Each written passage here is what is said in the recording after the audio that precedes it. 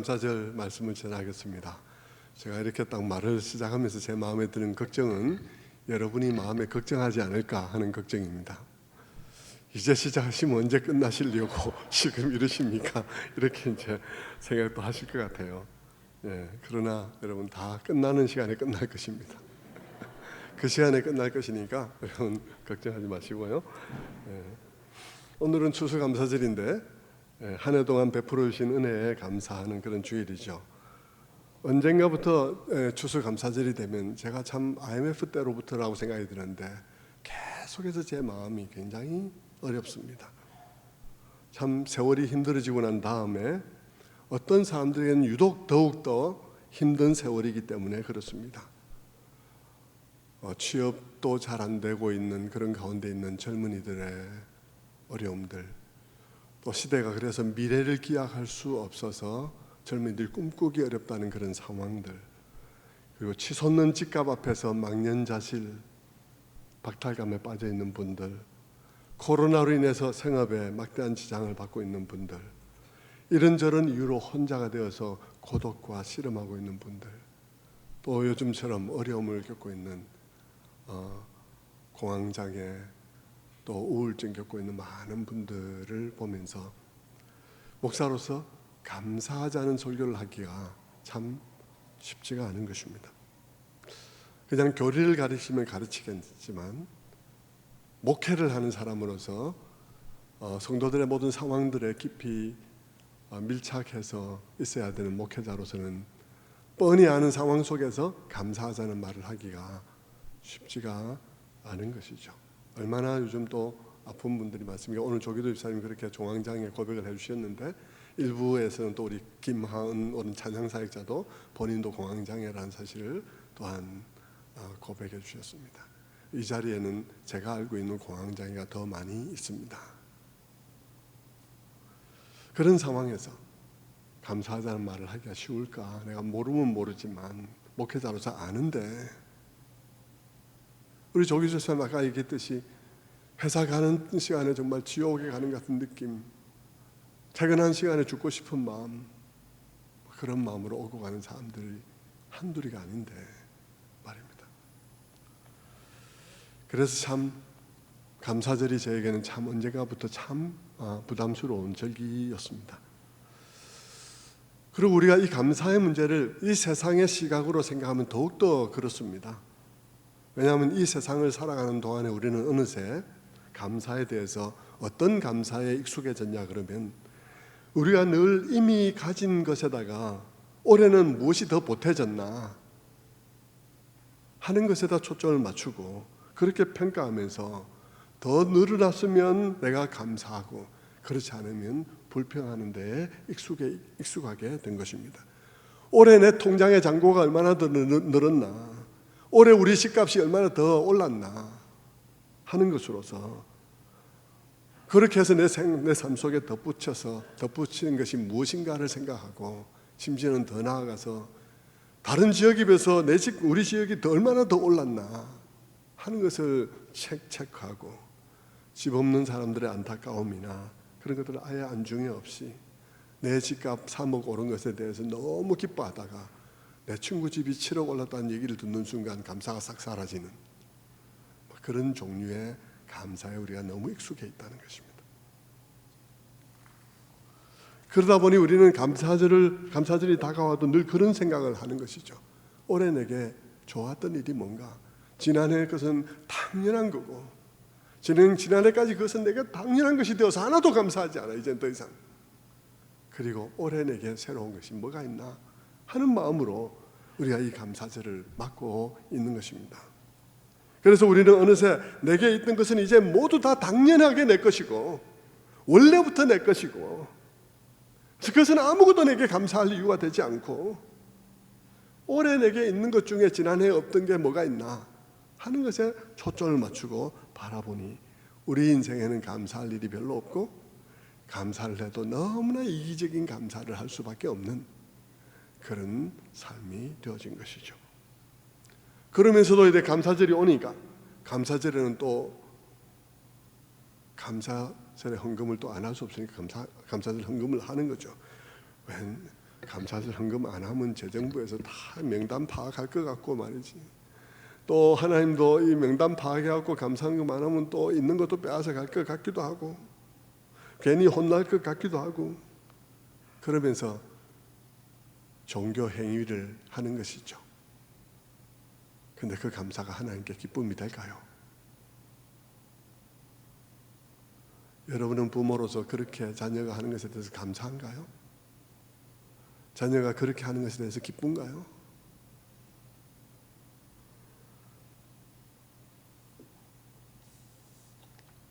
여러분, 우리가 하나님 앞에 감사를 하기 위해서는 하나님을 바로 알아야 됩니다.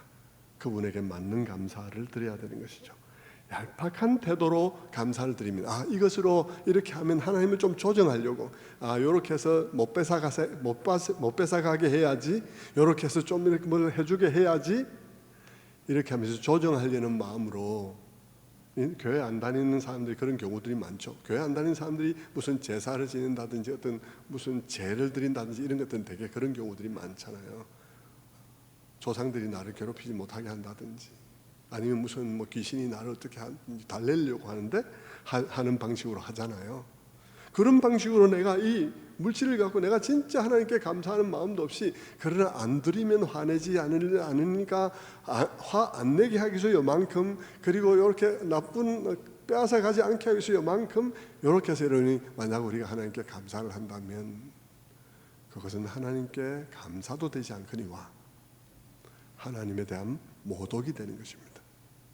하나님을 완전히 우리 수준으로 낮추는 완전히 하나님을 우리 수준으로 만들어버리는 그런 일이 되니 그것은 하나님께 감사도 아니요 영광도 아니요 하나님을 굉장히 수치스럽게 하는 것입니다. 하나님께서는 우리에게 그렇게 말씀하실 것입니다. 너 지금 내가 너하고 똑같은 줄 알구나. 사실 그런 의미에서 우리는 감사를 제대로 하기 위해서는 하나님이 누구신지 어떤 분이신지부터 제대로 알아야 감사를 할 수 있습니다. 그것이 우리가 늘 주일마다 하고 있는 것이죠. 그런 주일마다를 그 말씀을 통해서 하나님이 얼마나 위대한지 그 야곱의 하나님, 이삭의 하나님이 얼마나 위대한 하나님이신지를 우리가 배우면서 그런 하나님의 존재를 내가 감사함으로 받아들이고 하나님이 내 하나님 되어주셔서 너무 감사합니다. 내게 하나님이 있으니까 너무 감사합니다. 내게 박 목사가 있어서 너무 감사합니다. 하듯이 우리 김한 사역자가 박 목사님 만나게 해서 너무 감사하다고 말하듯이 그렇게 내게 하나님 계셔서 너무 감사합니다. 그러면서 그 감사가 나에게 그 감사 때문에 내가 아무것도 없으면 아무것도 없는 대로 하나님 앞에 하나님 감사합니다. 하나님 당신이 내게 축복입니다. 그 하나님 사람들이 모르는데 나로 하여금 그 하나님 알게 하셔서 감사합니다. 조기도 목사님 그 하나님을 내가 40대에서 만났습니다. 근데 그 하나님이 성경에서 말하는 그 하나님 늘 귀로만 듣고 그러더니 이제 눈으로 보게 되었습니다. 내가 아무것도 없는 대로 하나님 앞에 입술로 감사합니다고 고백하는 것도 하나님께 감사가 되어지고 혹은 내가 무엇이 있을 때 우리는 감사를 그것으로 표현하니까 그러니까 그 감사의 연장선상에서 그 감사에 대한 표현으로서 내가 하나님께서 주신 것으로 내가 하나님께 감사드립니다 할 때 그것이 그 헌금이 혹은 그 감사의 말이 진짜 감사가 되는 것이지 그렇지 않고 그걸 가지고 조종을 하려고 하나님을 그렇게 하면 그것은 하나님을 굉장히 격하시키는 아무런 감사가 되지 않는 것입니다. 그래서 하나님께서는 우리 성경을 통해서 하나님 자신에 대해서 우리에게 그와 같이 알려주시는 것이죠. 왜냐하면 우리는 하나님께서 우리에게 알려주지 않으면 하나님의 상상 자체가 안 되는 사람들이거든요. 우리는 늘 하나님을 마음대로 밖에서 그냥 하느님 하고 이러지만 맡겨놓으면요 사람들이 다 자기 마음대로 생각해요. 왜냐하면 그분은 우리의 마음 우리가 상상할 수 있는 존재가 아니에요. 그래서 우리가 마음으로 각자 맡겨놓으면 그렇게 각자 생각하도록 하면 다들 어떻게 하냐 그러면 다 자기를 투사하는 것입니다. 내가 내 희망사항에 언저리에 무엇이 하나님이라고 생각하든지, 내가 이렇게 만화에서 본 거를 생각하든지 뭐 이런 식으로 생각을 하면서 하나님을 생각하는 것이죠.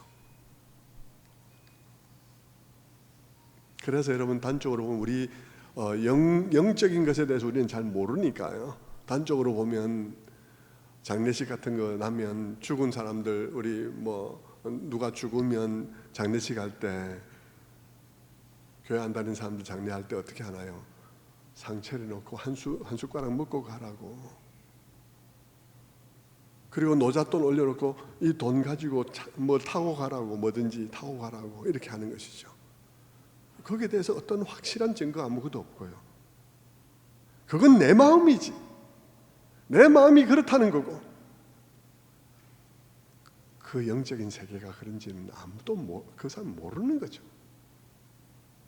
그래서 하나님께서 우리에게 맡겨놓으면 하나님도 또한 그런 짝이 나는 거죠.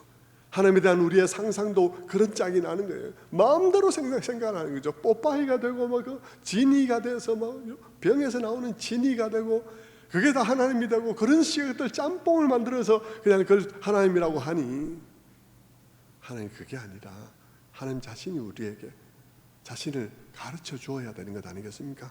그래서 이 성경에 하나님께서 자신에 대해서 페이지 자기 자신에 대해서 말씀해 주시는 것이죠.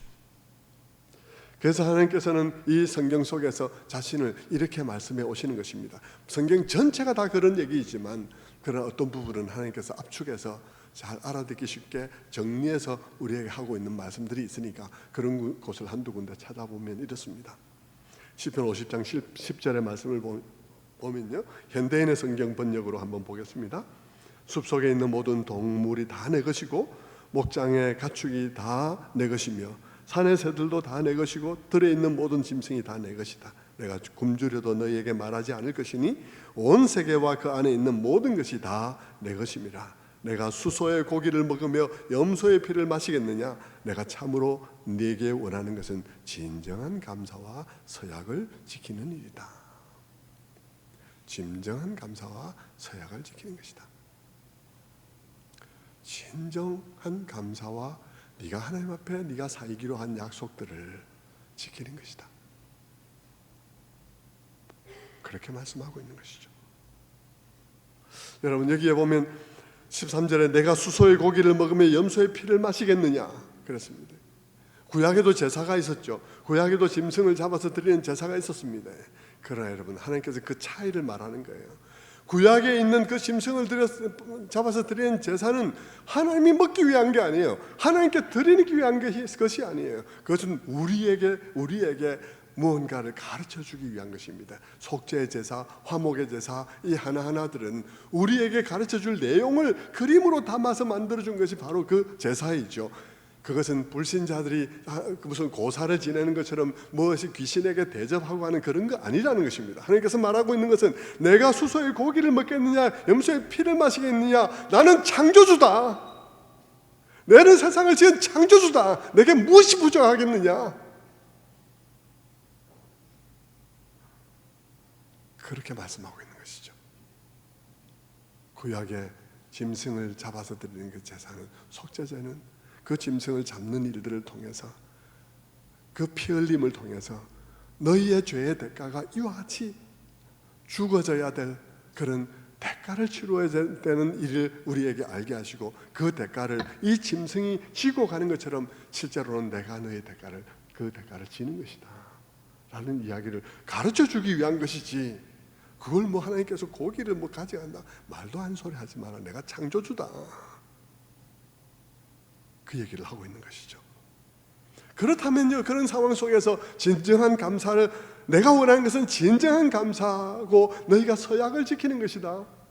너희가 살아가기로 작정했던 그 삶, 세례받을 때 서약했던 그 삶 살아가는 거다. 그것이 하나님께 드리는, 바로 알고 드리는 감사다라고 말하는 것입니다. 그러니까 여러분, 우리가 믿는 하나님은 우리가 마음대로 상상하는, 사람들이 마음대로 상상할 수 있는 그런 분이 아니세요. 그분은 그래서 우리에게 성경에 알려오는 것입니다. 다른 곳을 한 군데 보겠습니다. 다른 곳 한 군데 보면 미가서 6장 6절인데요. 거기에 보면 이렇게 말씀하죠. 내가 무엇을 가지고 여호와 앞에 나아가며 높으신 하나님께 경배할까? 내가 번제물로 1년 된 송아지를 가지고 그 앞에 나아갈까? 여호와께서 천천의 수장이나 만만의 강물 같은 기름을 기뻐하실까? 내 허물을 위하여 내 마다들을 내 영혼의 죄로 말미암아 내 몸에 열매를 드릴까? 내가 어떻게 하나님 앞에 나아가야 될까? 질문을 던져보는 것입니다. 내가 1년 된 송아지를 하나님께 드리며 나아가야 될까? 아니면 천천의 수양을 드리면서 나아가야 될까? 만만의 기름을, 강수 같은 기름을 드려야 될까? 아니면 내 자식을 드려야 될까? 고대에는 자기의 신 앞에 최고의 정성을 드리기 위해서 많은 양 이런 거 따지다가 나중에는 안 되니까 더 극단적으로 자기의 정성을 보이기 위해서 자식을 바치는 인신 제사도 고대에는 있었던 시대니까요. 그럴 때 그 이방인들이 드리는 제사를 여기에 끌고 와서 이렇게 하면 되겠는가? 라고 묻는 것이죠. 스스로 물어보는 것이죠. 그러면서 그는 대답하기를 뭐라고 대답합니까? 하나님께서는 이스라엘 역사 속에서 하나님께서 그것을 알려오셨는데, 그것을 하나님께서 우리들에게 무엇이 알려오셨는데 그것을 우리가 들어봐라 라고 말씀하고 있는 것이죠. 뭐라고 밝혀오셨죠? 한번 보겠습니다. 사람아, 주께서 선한 것이 무엇임을 내게 보이셨으니 여호와께서 내게 구하시는 것은 오직 정의를 행하며 인자를 사랑하며 겸손하게 내 하나님과 함께 행하는 것 아니냐. 다시 한번 볼까요? 처음부터. 사람아, 주께서 선한 것이 무엇임을 내게 보이셨나니 여호와께서 내게 구하시는 것은 오직 정의를 행하며 인자를 사랑하며 겸손하게 내 하나님과 함께 행하는 것 아니냐. 그렇게 말씀하고 계신 것입니다. 사람들은 각양의 방식으로 자기를 투사해서 신을 생각하지만, 그래서 뽀빠이 같은 신도 생각하고 병 속에 들어있는 지니 같은 것도 생각하고 하지만 하나님께서는 그런 식으로 상상하지 마라. 성경을 보고 역사를 보면서 깨달으라. 나는 너희들에게 나에게 나올 수 있는 길을 내가 이미 말했다. 여기서 내가 어떻게 하나님 앞에 나아갈까 이 말은 구원받으려고 나아갈까 이 말 아닙니다. 그것을 내가 이렇게 행위로 내가 이런 행위를 해서 나간다 이 말 아니에요. 여기서 하나님 어떻게 하나님께 나아갈까 이 말은 이미 구원받은 이스라엘 백성들의 고백이잖아요. 이 본문 자체가 이스라엘 백성들이 구원받고 난 다음에 하는 얘기잖아요. 그러니까 구원받은 그들이 어떻게 하나님 앞에 더 깊은 관계로, 더 풍성한 관계로 나아갈까? 어떻게 내가 잘못을 저질렀을 때 하나님 앞에 회복의 길로 나아갈까? 어떻게 더 풍성한 관계로 나아갈까? 라고 할 때 하나님께서는 내가 이미 보였다. 사람아, 내가 이미 너희에게 선한 것을 보였나니 오직 너희가 공의를 행하며 인자를 사랑하며 그렇게 살아가는 것이라고, 겸손하게 내 하나님과 동행하는 것이라고 가르쳐 줬다는 것입니다.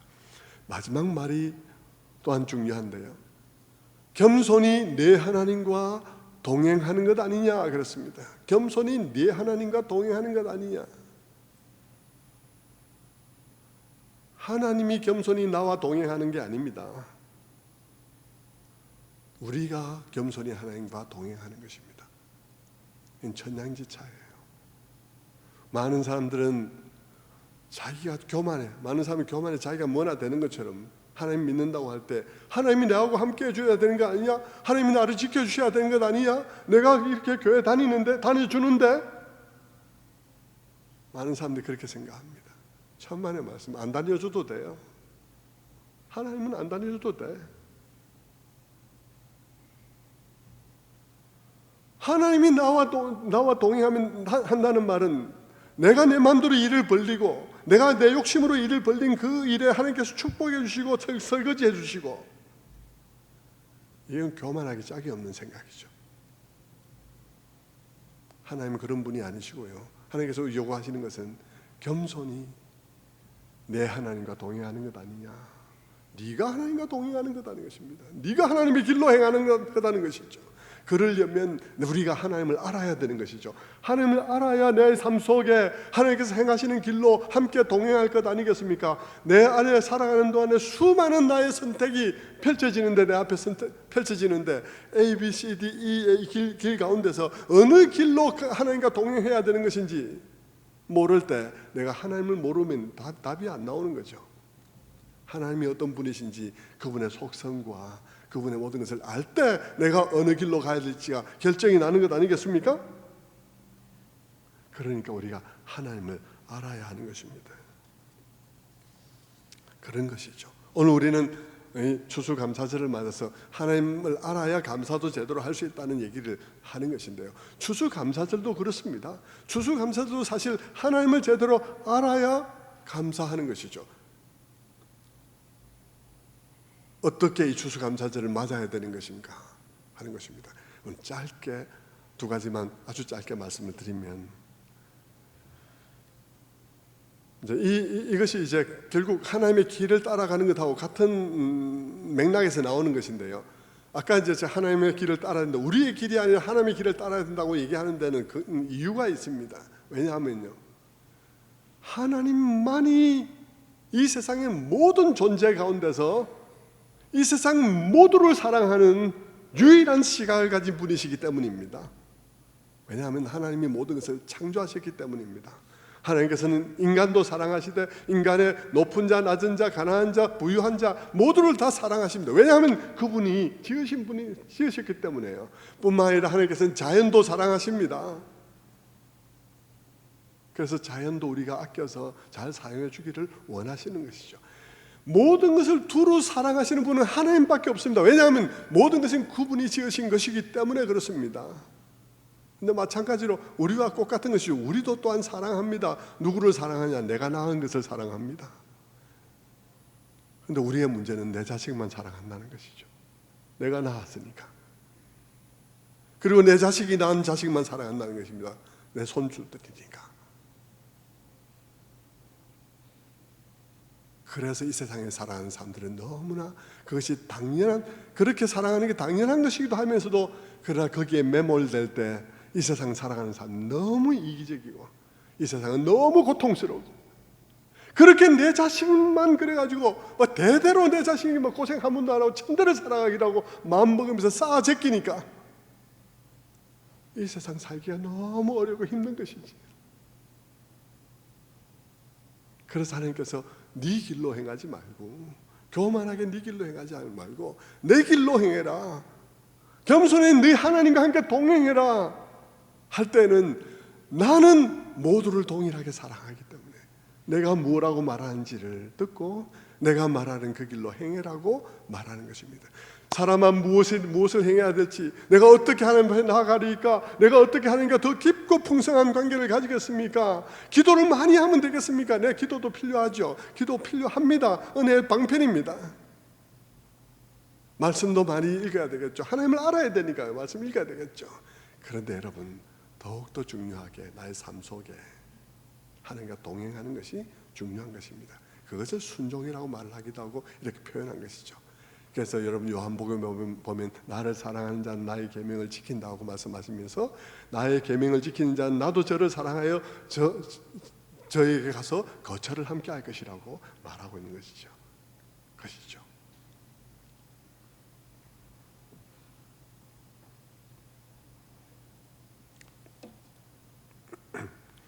그래서 여러분, 하나님께서 그렇게 하나님과 함께 동행하라고 요구하시는 것입니다. 오늘 우리는 추수감사에 있어서도 우리는 동일한 하나님의 시각을 보게 될 것입니다. 얼마나 다른가 하는 것입니다. 우리에게 하나님께서는 추수를 감사하라고 말합니다. 그래서 이스라엘 백성들에게는 오늘 본문에서 보듯이 이스라엘 백성들은 모든 것을 추수하고 나면 일주일 동안 잔치를 했습니다. 아주 기뻐하며 잔치를 했습니다. 그런데 여러분, 하나님께서는 이스라엘 백성들에게 이 추수감사를 올바로 드리는 길을 이미 말씀해 주셨어요. 이스라엘 백성들은 추수감사절에 두 가지를, 이 초막절이라는 이 추수감사절에 두 가지를 반드시 해야 되는데요, 그 중에 하나는요, 그들이 기뻐하기 전에 추수의 과정을 점검해야 합니다.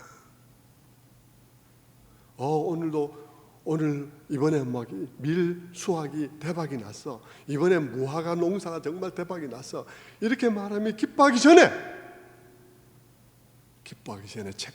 챙겨야 될 것이 있다는 것입니다. 그것이 뭐냐 그러면 너가 어떻게 그 과정에서 추수를 했나 하는 것입니다. 그것을 여러분 오늘 레위기 23장에도 앞에 말하고 있는데 23장 22절에 보면 이렇게 말합니다. 즐거워하기 전에 이것을 점검하라는 것이죠. 너희 땅에 곡물을 벨 때에 반 모퉁이까지 다 베지 말며 떨어진 것을 줍지 말고 그것을 가난한 자와 거류민을 위하여 남겨두라. 나는 너희 하나님 여호와니라. 밭에 모퉁이를 다 베지 말라는 거. 추수하는 과정이 그래야 된다고. 추수한 것 가지고 기뻐하기 전에 추수 과정이 이랬는지를 점검해 봐라는 것입니다. 19장 9절에도 그 또한 동일한 말씀을 하고 있습니다. 더 자세히 말하죠. 너희가 너희 땅에서 곡식을 거둘 때에 너는 반 모퉁이까지 다 거두지 말고 내 떨어진 이삭도 줍지 말며 내 포도원의 열매를 다 따지 말며 내 포도원에 떨어진 열매도 줍지 말고 가난한 사람과 거류민을 위하여 버려두라. 나는 너희 하나님 여호와니라. 하나님께서는 그들이 수확을 가지고 와 오늘 이 금년에 막 정말 엄청나게 수확이 있었어 하면서 기뻐하기 전에 네가 그 추수를 올바른 정신으로 했나 점검하라 하시는 것입니다. 어떻게 해야 하냐, 무엇을 점검해야 하냐면 이렇게 점검해야 되는 것이죠. 반 모퉁이까지 다 거두지 말고 떨어진 이삭도 줍지 말고 포도원의 열매도 다 따지 말고 포도원에 떨어진 열매도 줍지 말고 그 모든 것을 가난한 사람과 거류민을 위하여 버려두라. 그들이 와서 이삭 줍듯이 주워가도록 버려두라. 그렇게 하고 난 다음에 추수감사를 하라는 것입니다. 그렇게 하고 난 다음에 추수감사를 하라는 거예요. 무슨 뜻이겠습니까? 그 농경시대의 그 사람들에게 반 모퉁이까지 싹 베지 마, 싸가지 없게 그렇게 정도 말하는 것 아니고요. 그렇게 말하는 의미도 있지만 또 단순히 사람들에 대해서 가난한 사람들에 대해서 배려를 해 그런 의미도 있지만 더 강력한 말씀이에요. 더 강력하게 하나님께서 하시는 말씀은 더 과격하게 적극적인데 무슨 뜻이냐 그러면요. 하나님께서는 우리에게 우리의 모든 소득 활동에 있어서 우리가 거두어드리는 소득 속에 누군가를 위한 몫을 두었다는 사실을 기억하라고 요구하는 것입니다. 우리가 소득 활동하는 모든 소득 활동 가운데 우리는 모두가 그것이 내 것이야 라고 말하는데 너무 익숙하지만 그러나 하나님께서는 네가 네 것이라고 말하는 거기에 내가 다른 사람을 위해서 둔 몫이 있다는 사실을 기억하라고 요구하시는 것입니다.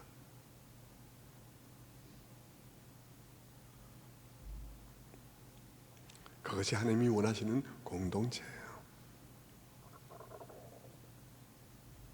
오늘 우리 사회는 사회주의와 자본주의 막 이렇게 이데올로기 싸움을 하고 있는 것 같습니다. 저는 그럴 때마다 그 이데올로기 싸움에 동참하지 말고 성경을 보라고 말을 합니다. 성경을 보면 이 성경이 자본주의하고도 다르고요. 사회주의하고도 달라요. 자본주의보다는 훨씬 사회주의적이고요. 사회주의보다는 훨씬 덜 전투적이고요. 덜 계급투쟁이 없어요. 부자를 막 악한 사람들 몰아가는 일 없어요. 기업가들 나쁜 놈들로 몰아가는 그런 일 없어요. 그렇게 해서 갈라쳐가지고 싸움에서 내가 득세하고 이런 거 없어요. 여기는요, 그래서 하나님께서 우리에게 베푸신 은혜가 무엇인지 알고 우리의 마음을 변화시켜서 자발적으로 말씀을 들어서 깨달으면서 하나님께서 우리의 모든 소득 활동 가운데 일어나는 일들이 그 능력도 하나님께 주신 능력이요, 그 머리도 하나님께 주신 머리요, 그 건강도 하나님께 주신 머리요, 건강이요, 그 기회도 하나님께 주신 기회요, 그 만남도 하나님께 주신 만남이요,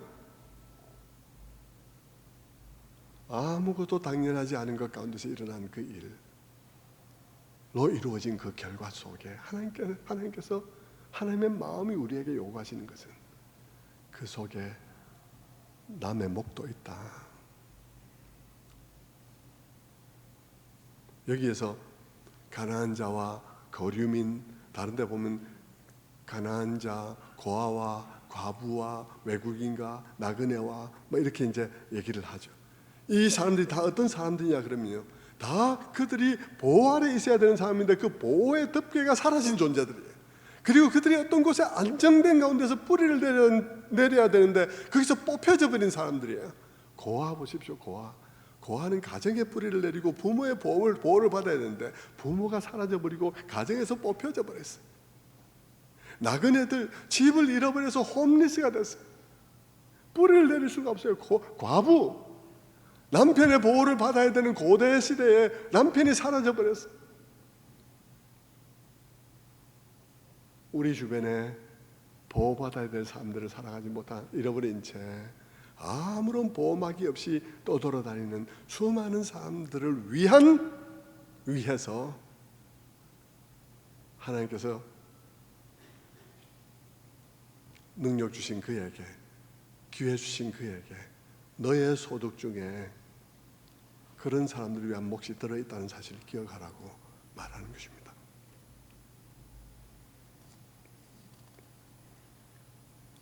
아무것도 당연한 거 없습니다.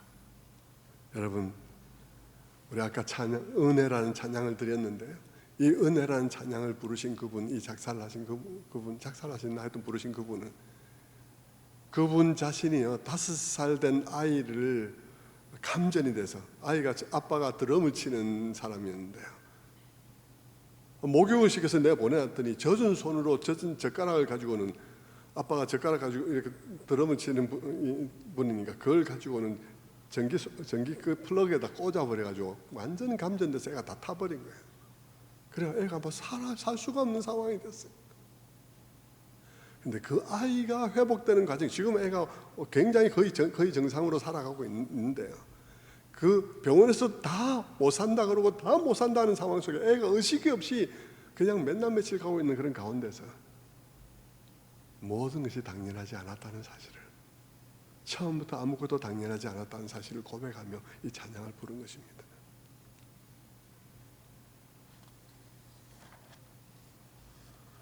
성도 여러분, 농경사회에서 농사를 짓는 사람이 농사를 지으면서 한번 생각해 보십시오. 농사는 1년 내도록 짓는 것 아니겠습니까? 그 과정을 한번 생각해 보세요. 씨 뿌릴 때 어떻게 뿌렸겠습니까? 모퉁이는 어차피 내 거 아니니까 씨 안 뿌려, 이렇게 뿌렸겠습니까? 풀 뽑을 때 모퉁이는 어차피 내 거 아니니까 풀 안 뽑아, 이랬겠습니까? 아니고요, 다 뿌리고 다 김을 매며 다 하고는, 그러나 이것은 내 것이 아니야. 처음부터 그 모든 과정 속에 1년 내내 하나님께서 그들의 마음속에 나의 모든 이 기업, 나의 모든 이 소득 활동 가운데 일정 몫이 그들을 위한 것이라는 사실을 1년 내내 기억하면서 풀 뽑고 씨 뿌리고 하도록 하셨다는 것이죠. 오늘 우리는 내 것이 너무 내 것이라고 주장하는 시대에 살아가고 있지 않습니까? 아무도 손 못 댄다고 그렇게 말하고 있지 않습니까? 그런데 하나님께서는 우리에게 그렇게 요구하는 것입니다. 여러분, 교회도 그렇습니다. 교회도 연중 내내 이렇게 구제도 하고 금년에만 하더라도 이렇게 또 찬양 사역자들도 갑자기 찬양 사역할 곳이 없어지니까 우리가 이렇게 찬양 사역자들을 도움을 드려야 되겠다, 교회 일부다 이렇게 생각하면서 이렇게 해오고, 또 개척교회들 너무 어려워지니까 개척교회들 더 다수 한 15교회 선정해서 지금까지 돕고 있는 과정을 해오고 있습니다. 자, 우리도 여러분 결산하는 날이 있죠. 공동의회에서 재정 보고하는 날이 있습니다. 그 재정 보고하는 날, 여러분, 우리가 그 재정 보고를 하면서 하나님께서 우리 교회를 이러같이 어려운 중에도 그냥 이만큼 남게 했습니다, 이렇게 해야 되겠습니까? 아니면 하나님께서 이 어려운 중에도 우리가 막 수지가 다 맞게 해주셨어요, 감사합니다, 아무것도 연중 안 하고, 아무것도 연중 그렇게 하지 않고 우리 교회 재정이 수지가 맞게 해준 수익과 지출이 맞게 해주신 것에 대해서 감사하는 그런 교회가 되는 일이 하나님 보시기에 마땅하겠냐고요. 마땅하지 않죠.